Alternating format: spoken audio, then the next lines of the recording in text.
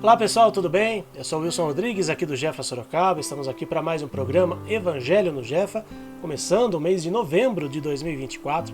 Muito obrigado a vocês que têm nos acompanhado, muito obrigado a todos que têm mandado mensagens, que têm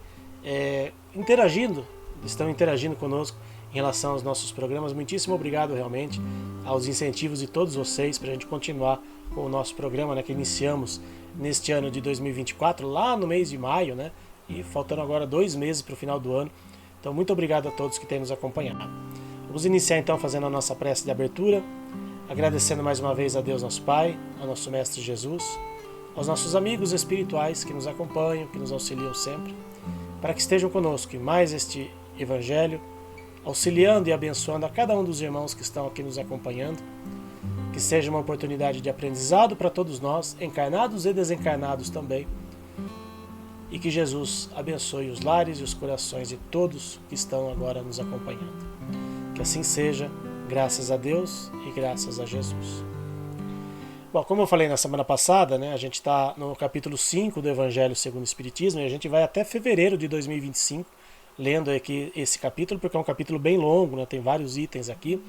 E hoje a gente está iniciando o mês de novembro de 2024, então vamos lá ao itens 4 e 5 do capítulo 5 do Evangelho segundo o Espiritismo, causas atuais das aflições. Então a gente vai ler os itens 4 e 5 deste capítulo, ok?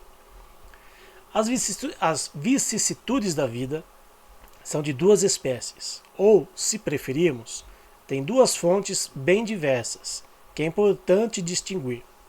Umas têm sua causa na vida presente, outras além desta vida. Remontando à fonte dos males terrenos, reconhecer-se-á que muitos são consequência natural do caráter e da conduta daqueles que o suportam. Quantos homens caem por sua própria falta? Quantos são vítimas de sua imprevidência, de seu orgulho, de sua ambição? Quantas pessoas arruinadas por falta de ordem, de perseverança, por má conduta ou por não terem limitado seus desejos? Quantas uniões infelizes porque resultaram dos cálculos do interesse ou da vaidade, e com as quais nada tem a ver com o coração? Quantos desentendimentos, quantas disputas funestas e inúteis ter-se-ia podido evitar com mais moderação e menos suscetibilidade?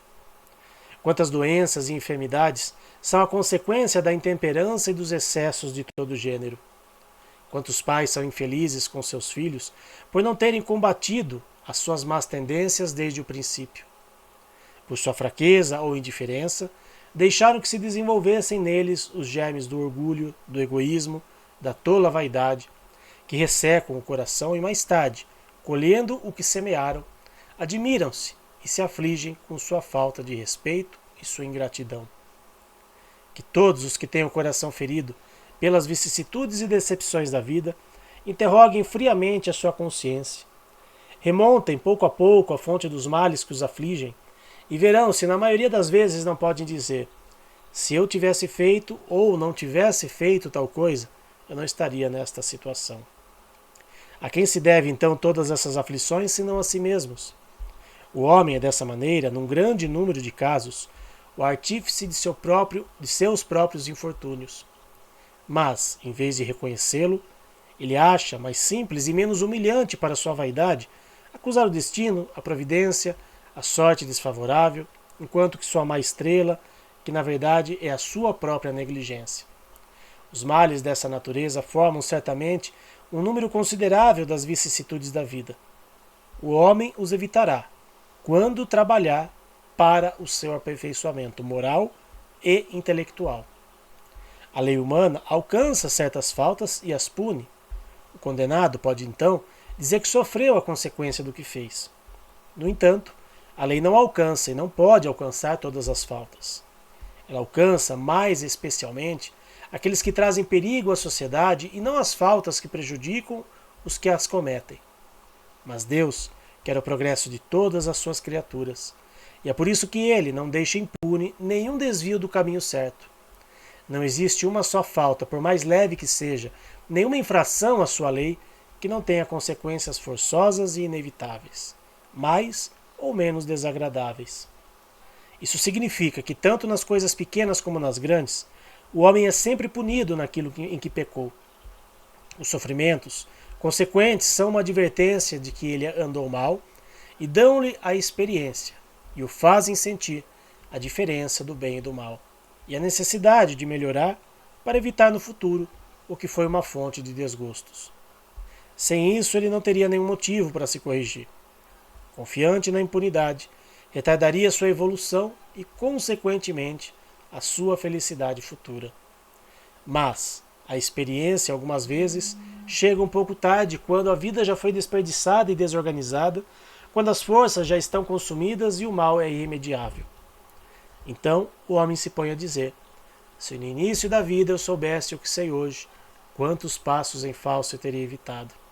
Se tivesse de recomeçar, eu faria tudo diferente, mas não há mais tempo. Assim como o trabalhador preguiçoso que diz: eu perdi meu dia, ele também lamenta: eu perdi a minha vida. Mas assim como para o trabalhador o sol se levanta no dia seguinte e uma nova jornada começa, permitindo-lhe reparar o tempo perdido, também para eles, após a noite do túmulo, brilhará o sol de uma nova vida, na qual ele poderá aproveitar a experiência do passado e pôr em execução suas boas resoluções para o futuro. Eu acho muito interessante esse trecho aqui, desde que a gente reflita com tranquilidade, desde que a gente tire de lado principalmente a nossa vaidade e o nosso orgulho, o que é bem difícil, diga-se de passagem, porque é muito comum, independente de ser espírita ou não, as pessoas terceirizarem os problemas, terceirizarem as causas das nossas aflições. Quantas vezes a gente não vê em trabalhos espíritas, né, pessoas que nos procuram muitas vezes e dizem: puxa, minha vida não vai para frente porque deve ter um obsessor me atrapalhando, devem ter feito alguma coisa contra mim e por isso que a minha vida não vai para frente. Bom, a gente sabe que às vezes realmente pode ter um obsessor, pode ter um espírito menos esclarecido nos atrapalhando, que pode ser um adversário do passado, pode ser alguém que a gente tenha feito alguma coisa numa vida anterior e por isso ele está nos atormentando. Pode ser simplesmente alguém que se afinizou com o nosso próprio pensamento, com a nossa melancolia, com aquela situação que a gente fica para baixo e nós mesmos muitas vezes damos brecha para isso. E aí eles acabam se afinizando com aquilo que a gente está pensando. Da mesma forma que se tivermos pensamentos elevados, se tivermos atitudes elevadas, se estivermos sempre pensando no bem, nós atrairemos para perto de nós os espíritos amigos que vão nos incentivar, que vão nos encorajar. Eles não vão tirar as nossas dificuldades. Os nossos amigos espirituais não vão nos carregar no colo e fazer a parte que nos cabe. Mas eles vão nos dar forças, eles vão nos incentivar, eles vão nos auxiliar a enfrentarmos da melhor maneira possível os problemas que a vida nos oferece. É isso que as casas espíritas, é isso que o espiritismo oferece a todos. Força, coragem, mas principalmente conhecimento. Porque com conhecimento a gente consegue vencer as nossas más tendências, a gente consegue vencer os nossos obstáculos, a gente consegue caminhar adiante e a gente consegue aproveitar melhor esta encarnação. Porque muitas vezes alguns problemas, algumas dificuldades são originárias dessa encarnação mesmo. Às vezes não é de uma vida anterior, às vezes é de algo que a gente fez agora. Então também é muito comum, às vezes as pessoas, numa encarnação anterior eu devo ter feito alguma coisa. Possivelmente, se nós estamos ainda encarnados no mundo de provas e expiações como este, significa que a gente ainda tem muito que aprender, tem muito que evoluir. Mas às vezes, nesta mesma encarnação, a gente deixou de lado a oportunidade de fazer o bem, nós deixamos de lado a oportunidade de servir, deixamos de lado a oportunidade de sermos, como diz a oração de São Francisco, um instrumento da paz de Deus. Dentro das nossas possibilidades. E quando eu falo ser um instrumento, ajudar ao próximo, não necessariamente é da parte financeira. É ajudar com as nossas forças, com o nosso carinho, com o nosso amor, com o nosso abraço. Quantas vezes a gente desperdiça essa oportunidade de poder fazer algo melhor por alguém?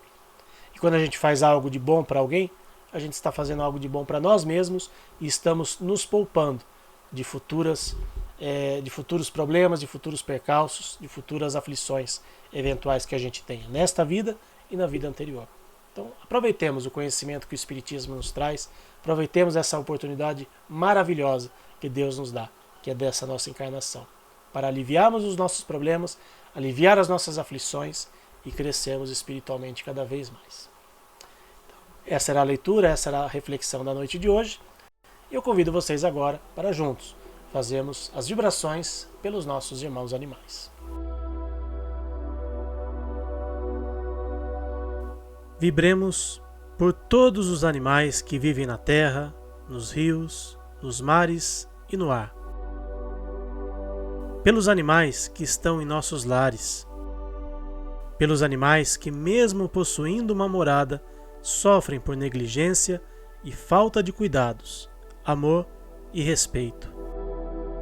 Pelos animais que sofrem maus tratos, humanização excessiva e aqueles que sofreram abandono. Vibremos pelos animais que passam fome, frio, sede, cansaço e tristeza. Pelos animais adoecidos e aqueles que encontram-se internados em clínicas veterinárias. Vibremos pelos animais que são explorados nos zoológicos, nos experimentos laboratoriais, nos espetáculos de entretenimento humano e os que são obrigados ao trabalho incessante sem o respeito às regras de bem-estar animal. Vibremos pelos animais das fazendas pecuárias, granjas e demais locais cuja finalidade é a criação destinada ao abate ou produção de derivados e subprodutos. Vibremos pelos animais silvestres, que são levados pelo tráfico, e por aqueles que sofrem interferências negativas do homem em seu habitat natural, como os animais marinhos, afetados pela poluição, e aqueles que são vítimas de desmatamentos e queimadas. Vibremos por todos os animais que estão nascendo e por aqueles que estão retornando à pátria espiritual, idosos ou não, para que possam receber amor, carinho e proteção. Vibremos também pelas ONGs, protetores individuais e todos aqueles que procuram fazer o bem a nossos irmãos menores, enviando força e discernimento para continuarem o seu trabalho no bem.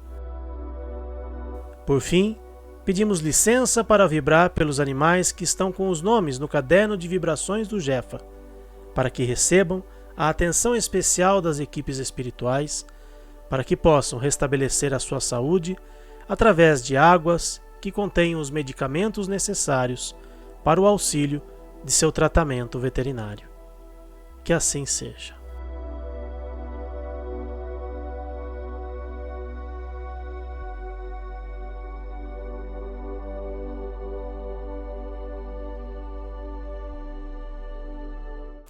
Obrigado a todos que nos acompanharam em mais este programa e até semana que vem, se Deus quiser. Tchau, pessoal.